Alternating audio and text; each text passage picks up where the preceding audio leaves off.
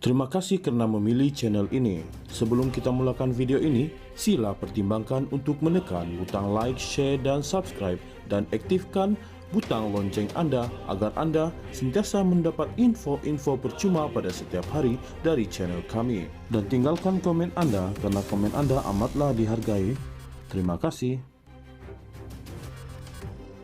Bekas Menteri P. Wathiamorthy mencabar Perdana Menteri Anwar Ibrahim supaya mendedahkan sepenuhnya dokumen petisyen pengampunan dirajanya dalam tempoh 24 jam.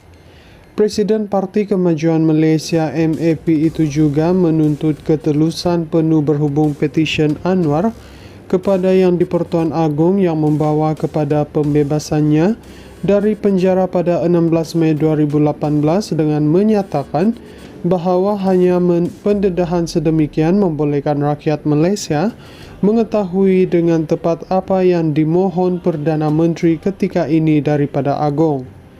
Menurut rekod rasmi yang ditunjuk Wathiamorthy, Anwar mengemukakan 3 petisyen pengampunan berasingan.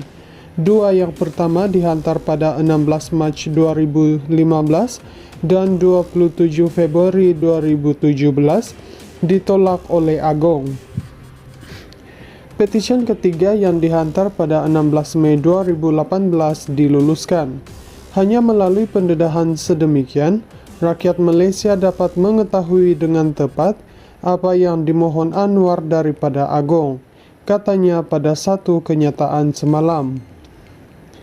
Dia berkata dokumen itu akan membuktikan sama ada Anwar memohon semata-mata untuk pengampunan di bawah perkara 42 Perlembagaan Persekutuan atau turut memohon pembatalan kehilangan kelayakan untuk bertanding pilihan raya di bawah perkara 48 3 Perlembagaan. Wathiamorthy juga mempersoalkan jika Anwar mematuhi prosedur pengampunan dengan mengaku bersalah dan menunjukkan rasa kesal. Secara tradisinya, seorang banduan yang memohon pengampunan diraja terlebih dahulu mengakui kesalahan, menunjukkan rasa kesal yang mendalam, dan menyerahkan dirinya sepenuhnya kepada belas ihsan Agong. Adakah Anwar melakukan perkara ini? Rakyat Malaysia berhak tahu. Demi kepentingan negara dan ketelusan, Anwar mesti segera mendedahkan sepenuhnya petisyen pengampunan beliau. Adakah beliau bersedia berbuat demikian? Rakyat Malaysia sedang menunggu, katanya. Kemarin, Wathiamorthy memfailkan saman pemula terhadap Anwar, mendakwa statusnya sebagai ahli parlimen dan Perdana Menteri tidak sah di sisi perlembagaan. Dalam saman pemula yang difailkan di Mahkamah Tinggi Kuala Lumpur itu, Wathia memohon pengisytiharan kehilangan kelayakan Anwar sebagai ahli Dewan Rakyat tidak pernah dibatalkan oleh Yang di-Pertuan Agong mengikut perkara 48-3 Perlembagaan Persekutuan.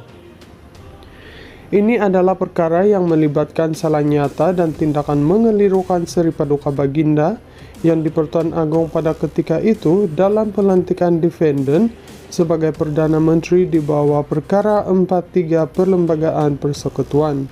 Ini adalah keadaan yang luar biasa dan tidak pernah berlaku sebelum ini di negara kita, apabila keputusan Seri Paduka Baginda diperoleh berdasarkan kelayakan palsu atau salah nyata, sekaligus menjejaskan peranan perlembagaan dan kuasa Yang di-Pertuan Agong, dakwanya pada sidang media kemarin. Wathiamorthy berkata dia juga memohon pengisytiharan mahkamah bahawa kemenangan Anwar di kerusi Parlimen Tambun pada pilihan raya umum ke-15 pada 19 November 2022 serta pelantikannya sebagai Perdana Menteri pada 24 November 2022 adalah terbatal dan tidak sah. Bagaimanapun, ahli Parlimen Jelutong RSN Raya menegaskan tindakan Wathiamorthy memfailkan saman pemula terhadap Anwar berhubung keabsahannya sebagai Perdana Menteri hanya membuang masa mahkamah.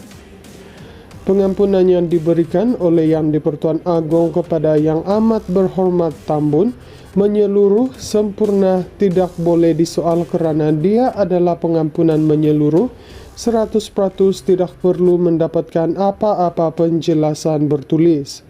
Sepatutnya pihak yang mencabar itu memfailkan satu petition pilihan raya, bukan saman pemula di bawah Section 32(e) dan petition itu wajib difailkan dalam tempo 21 hari selepas keputusan pilihan raya disiarkan dalam warta.